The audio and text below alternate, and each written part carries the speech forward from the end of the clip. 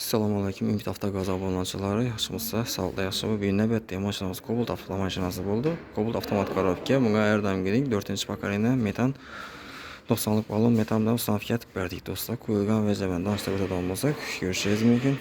Zapravочныйsindən başlasak, zapravочныйsi yine bir de gaz savında mişət vermedi. Çotki bo'lib turadi o'zining joyida, hech nova mishəti yo'q. Turib kelən o'tishlərini görüşürüz mümkün. Umuman idealni bo'lib, çotki bo'lib o'tadi. Reduktor qismına keladigan bo'lsak, reduktori Atı 20, İtalyanski reduktor, mощный reduktorlar yine.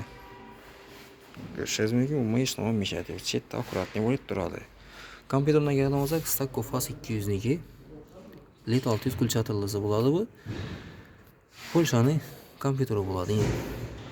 İnjektörüne geldiğim olsak, A'sı W01 injektör. İnjektöründen umma gap yok. Polşan'daki orijinal injektör buladı. Vəzən ötüşənlə və etabə barəsi ilə umman akurat ne ideal ne bo'lib o'tadi dostlar. Simlərlə görünüb atmaydı, çotki bo'lib turadi. Yəni birlərinə deyilməydi, simlərlə şlankadan ötüşənə görüşəcəyiz mümkün. Fagumet şlankadan işletilir. Orijinal Fagumet şlankadan dostlar. Kulçatırına geldiğimizde kulçatırını şu içinde, barın içinde koyulgan. Maşaya deyəndə doğru gözüyle görünüp durады. Əngəli qarab oturursa çotki bo'lib turadi. Mощный bo'lib turadi. Balon kısmına geldi olmasak dostlar, balonu şeffaf metan balondan koyuldu bunga. Umman şeffaf balon zor çıktı. 90'lık metan balon svetine qaranlıq yaldırat tuttu. Çotki oldu.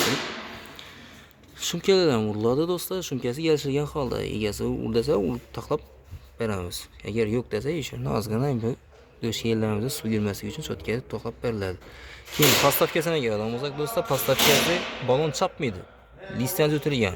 Ogulu yok yine. Görüşeceğiz mümkün yine. Balon değmin durur yine.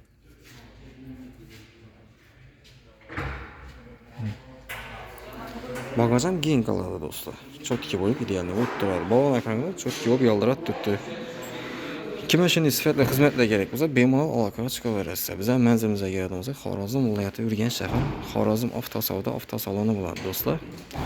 Akiyan Balxanın doğrusunda Məşəlli yanında joylashgan avtosalonimiz, avtosalonun servisi bemalol aloqaga chiqaverasiz. Malakali ustalarimiz bor, shu yerda hammasi. Xohlasa bu yerda zamin masa, motor, ходовой, zamin kuzov, elektrik, diagnostika, hamma xizmatlari bor do'stlar. Razvalan bor. Bemalol aloqaga chiqib kelaverasizlar.